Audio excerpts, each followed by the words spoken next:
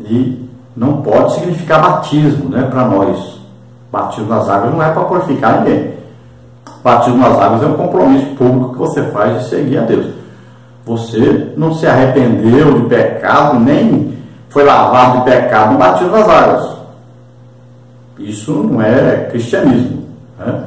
Você, no dia que aceitou Jesus, você se arrependeu dos seus pecados e foi perdoado por Deus. O Espírito Santo veio morar dentro de você. Não é no batismo que acontece isso. Então, não confunda as coisas. Então, lá tinha um significado de purificação.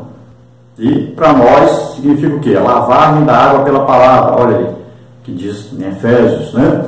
Então, quando aceitamos a Jesus como Senhor e Salvador, nós ouvimos a palavra de Deus e ela fez uma lavagem em nós.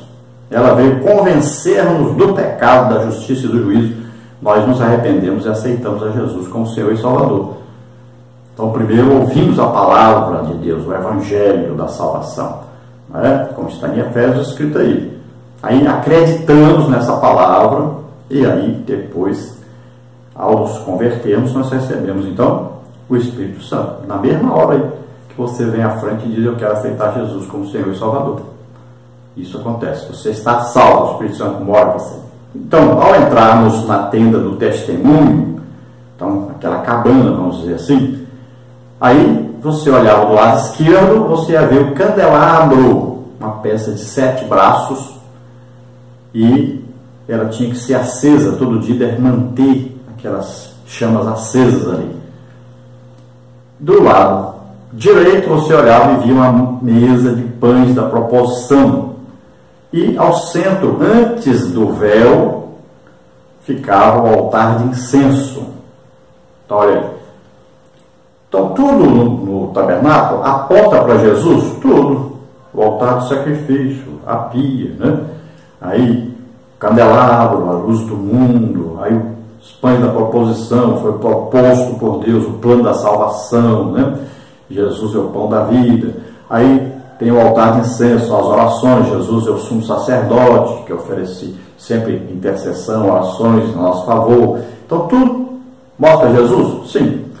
Mas nós podemos também analisarmos e vamos ver outros significados. Durante os ensinos aí, durante o trimestre, nós vamos ver mais detalhes de cada uma dessas peças e seus significados. Então, depois tinha ali o véu, e depois do véu era o lugar chamado Santo dos Santos. Esse local antes, que tinha aí o candelabro, mesa dos pães da proposição e altar de incenso, chamava lugar santo. Já lá dentro, chama-se Santo dos Santos, ou Santíssimo. Então lá dentro havia somente a arca do testemunho, ou arca da aliança. E essa arca tinha uma tampa, chamada tampa do propiciatório, onde tinha ali 2 querubins, que as asas deles se encontravam em cima. Então nessa tampa da arca, no propiciatório, é onde se oferecia o sangue do bode, né? Ali no dia da expiação. Tá? O sangue, Deus vinha, queimava aquele sangue, então manifestava o fogo lá, descia lá do céu, queimava aquilo ali. E as pessoas lá de fora viam o fogo descendo. Olha, na inauguração do templo de Salomão, também o fogo desceu lá do céu. Então Deus estava correspondendo ao culto, dizendo: eu estou aqui presente, eu aceito o culto, eu perdoo o povo. Confirmava. Então dentro dessa arca tinham 3 coisas. Tinha aí as tábuas da lei. Muita gente vai falar da representação de Jesus, mas eu prefiro falar assim: as tábuas da lei representam o Pai. Foi o Pai que deu a Moisés as tábuas da lei. Aí continha um vaso de maná, que era aquele alimento que Deus deu para o povo no deserto. Então, maná, o pão da vida, o pão é Jesus Cristo. E tinha a vara de Arão que floresceu, de repente criou flores, demonstrando o poder de Deus da criação. E, para mim, representa então o Espírito Santo. Então, dentro da arca tinha a representação do Pai, do Filho e do Espírito Santo, porque a arca representa Deus, é a presença de Deus. Olha só, quando alguém atacava Israel, qual o objetivo dele? Tomar a arca, porque a arca representava Deus, o Deus dos israelitas. Cada nação tinha os seus deuses, E eles iam para a guerra e queriam conquistar o Deus do outro, pegar, pronto, dizia que o povo está derrotado, porque pegou o Deus deles. Os filisteus um dia fizeram isso, né? Pegaram a arca e se arrependeram da brincadeira. Então, olha só, a arca representava a presença de Deus. Então, quando atacaram Israel, eles tinham que passar pelos muros da cidade, passar pela cidade, passar pelo Soreg, aquele murinho em volta do templo, depois invadir o lugar santo, pegar as peças de ouro, mas o grande objetivo deles era a Arca da Aliança, com aquela tampa toda de ouro puro. Então o objetivo maior deles era esse. E eles diziam: agora nós dominamos o Deus deles. Tanto representava Deus que quando eles iam para a guerra, eles levavam a arca. E os povos ficavam com medo: olha, o Deus deles é poderoso, é tremendo, está com eles. Então a arca representava a presença de Deus, representava o próprio Deus no meio do povo. Vamos então ao tópico 3, o último tópico, a relação tipológica entre o tabernáculo e a igreja. E nesse tópico nós temos só 2 subtópicos. Subtópico 1, a importância dos aspectos tipológicos do tabernáculo. Subtópico 2, a igreja de Cristo é o tabernáculo de Deus na terra. Então, subtópico 1, a importância dos aspectos tipológicos do tabernáculo. O apóstolo Paulo deu importância a essa relação tipológica quando escreveu: tudo que dantes foi escrito para nosso ensino foi escrito, para que, pela paciência e consolação das Escrituras, tenhamos esperança. Romanos 15:4. O tabernáculo de Moisés, no deserto, deixou profundas lições para a igreja. Nessa tipologia, descobrimos uma relação com a igreja e com o Senhor Jesus. Nas lições seguintes, veremos a importância simbólica do tabernáculo em seus adereços, utensílios e cultos, seus ministros e ajudantes, sua ordem e o significado de cada item na relação espiritual tipológica com a igreja de Cristo. Então nós vamos estudar detalhadamente a tipologia bíblica aí, explicando cada material do tabernáculo. Então nós podemos falar até dos pilares, o que significa, até ali a cor, né, das cortinas, o que significa cada cor. Nós vamos ver aí bem detalhadamente tudo isso nas próximas lições. Tudo tipifica Jesus Cristo. A obra expiatória de Jesus Cristo. A obra que Jesus fez para nos salvar. Então nós vamos ver aí tudo detalhadamente. Não precisamos, nessa primeira aula, explicar bem detalhadamente, porque depois vamos passar por isso. Apenas precisamos dar um resumo rápido das coisas, porque temos muita coisa para falar nesta primeira lição, que é um resumo das lições que virão. Por que é importante estudar, então, a tipologia? Porque nós vamos aprender que tudo tem um significado, levando-nos a quem? Conduzindo-nos a quem? A Jesus Cristo. Quer ver um exemplo fantástico? Olha aí. Os israelitas colhiam o maná, moíam o maná, trituravam o maná, preparavam a massa, faziam bolos para depois comer. Olha aí. Assim é a palavra de Deus. Não adianta você apenas pegar e ler. Você precisa ler, precisa meditar, precisa estudar texto, contexto. Então você vai estudando. Depois você vai o quê? Aí que você vai digerir. Ou seja, vai para o seu espírito. Enquanto a palavra está só na alma, ela não faz o efeito que deveria fazer. Ela precisa ir para o espírito. E quando a palavra chega no espírito, é quando você aprende realmente a palavra. Ela faz efeito na sua vida. Então, por exemplo, você pode passar às vezes 1 ano, 2 anos, 10 anos estudando a palavra de Deus, lendo sobre curas. Mas de repente, num dia, você lê e aquilo bate e você, fui curado. Então a palavra passou para o espírito. Ela tomou vida agora. Entendeu? Isso é impressionante, é maravilhoso. Tudo tem então o seu significado. Vamos ver então agora sobre o tópico 2, a igreja de Cristo é o tabernáculo de Deus na terra. O tabernáculo e o templo de Salomão simbolizam a igreja de Cristo edificada para a morada de Deus em espírito, como está em Efésios 2:22. Alguns textos do Novo Testamento fazem da tipologia um modo de comparação entre o tabernáculo e a igreja. Paulo tipificou a igreja como edifício de Deus para falar de crescimento coerente e organizado da comunidade cristã, 1 Coríntios 3,9. Neste edifício, os crentes em Cristo são identificados como pedras vivas, as quais são edificadas umas sobre as outras. Pedro falou sobre isso. Portanto, a igreja é um edifício espiritual construído para a morada de Deus, como o tabernáculo no Antigo Testamento. Ela também é tratada como o templo de Deus, 1 Coríntios 3,16. A figura do templo aqui tem dupla referência, pois refere-se à igreja e também ao lugar da presença de Deus. A igreja é tipificada como a casa de Deus, de caráter familiar, porque a palavra casa, nesse contexto, refere-se à família que mora na casa, 1 Timóteo 3,15. O tabernáculo de Moisés era material e Deus habitava nele. A igreja é o tabernáculo espiritual, onde o Altíssimo habita e se manifesta gloriosamente, Efésios 2,22. Então aqui nós vamos estudar sobre isso, sobre essa tipologia, vendo que o tabernáculo era físico, uma construção, onde o objetivo era prestar um culto a Deus e tinha que se chegar o quê? Na presença de Deus para se fazer isso. Naquele tempo, só o sumo sacerdote, um dia por ano, poderia entrar lá dentro, né, e estar ali na presença de Deus. Só ele. O povo ficava lá fora. O povo ofertava e fazia os seus sacrifícios, né, orações, mas eles viam a manifestação de Deus de longe, o fogo descendo ali. No Novo Testamento, então, a igreja, ou seja, todos aqueles que aceitaram Jesus como Senhor e Salvador, são o povo de Deus e cada um é um templo de Deus na terra.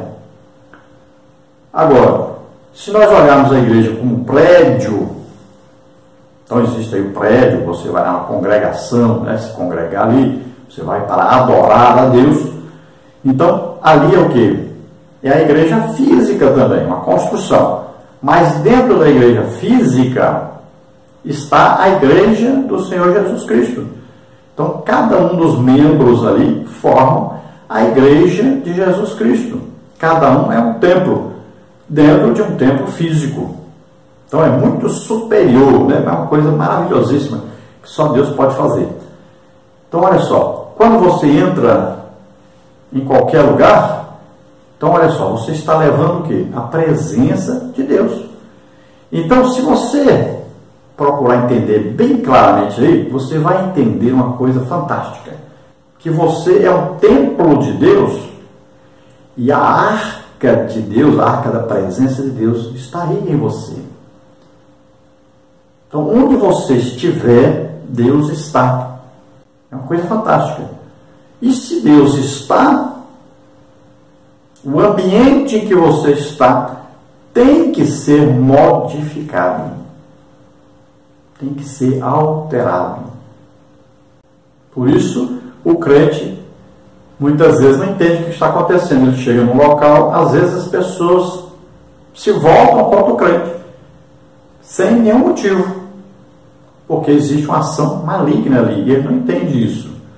Todo crente tem que entender, se você realmente é filho de Deus, você vai causar uma bagunça no reino espiritual.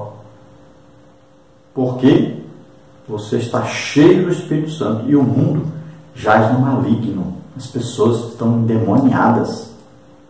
Você vê as coisas que as pessoas fazem hoje, você fica abismado de ver a ação maligna de Satanás no mundo. Então, cada um de nós estamos aqui para desfazer as obras do diabo. Cada um de nós está aqui para representar Deus, para ser o tabernáculo de Deus. Você está aí para ministrar, onde você estiver, ministre a palavra de Deus, fale a palavra de Deus, ore pelos enfermos, expulse demônios. Está lá, Jesus disse, vão, cura os enfermos, expulse os demônios, ressuscita morto, prega a palavra. É a nossa função. Onde nós estivermos, nós temos que ter essa concepção. Nós somos templo do Espírito Santo, nós somos templo de Deus. E as pessoas têm que ver a glória de Deus em nossa vida, a manifestação de Deus em nossa vida. Não fique pensando em coisa material. Tem pessoa que pensa assim, não, essa pessoa tem que ver que eu sou rico, porque eu sou filho de Deus. Não tem nada a ver com isso. Nós estamos falando de manifestação de Deus. Vamos ver nesse trimestre mais detalhes aí durante o trimestre. Vamos procurar entender espiritualmente as coisas. As coisas de Deus se discernem espiritualmente. Conclusão. Esta lição teve por objetivo levar o aluno à compreensão da tipologia do tabernáculo em relação à igreja. O tabernáculo seria mais do que um protótipo ou modelo futuro da igreja, no qual Deus revelaria a sua glória. Esse tabernáculo aparece como um bem futuro, Colossenses 2,17, que aponta para a pessoa de Jesus Cristo, que veio a este mundo mostrar na prática o desejo de Deus em habitar com os homens. Ele fez isso na encarnação do seu Filho, o tabernáculo divino.